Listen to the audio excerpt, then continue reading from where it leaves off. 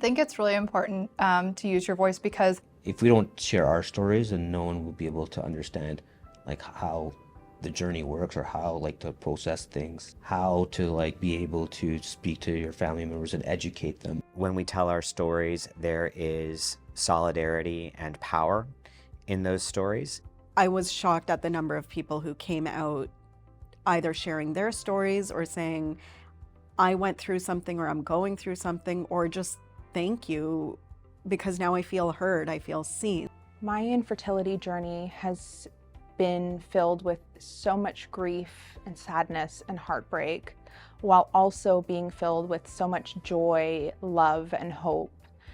And I think it's so important that I use my voice to share my experience, because infertility is complicated. So I think it's really important to share our stories and use our voice to show that other people are going through the exact same thing, and provide a community and support for all those going through this journey. It's difficult whether you're on your own or whether you're not on your own. Infertility is very difficult to go through, and I think it's important to share. And so if we all have the courage and honestly empower one another to take matters into our own hands, share resources when we can, we are changing lives for women everywhere. We are not just changing the life of the individual that we speak to.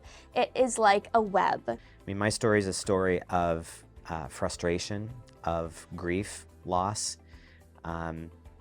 struggle, but my story is also a story of joy and success and hope. And, you know, I feel like by telling my story, if I can help even one person hang on just a little bit longer until they realize their dream of becoming a parent, that's awesome. I just think the goal of One Voice is to recognize that 1 in 6 Canadians is having this experience.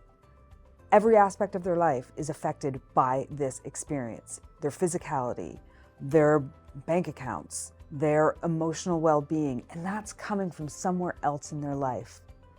So keep that in mind. How many people do you have in your life? If you've got 12, 2 of them are experiencing this. They might not need to talk about it. They might not be able to talk about it. Be empathetic and understand we never know what somebody else is going through. Having a united voice on this topic and a loud voice, I think it's so important, just to kind of really build the awareness so it can touch people, because so many people are affected by this. It's all we have sometimes.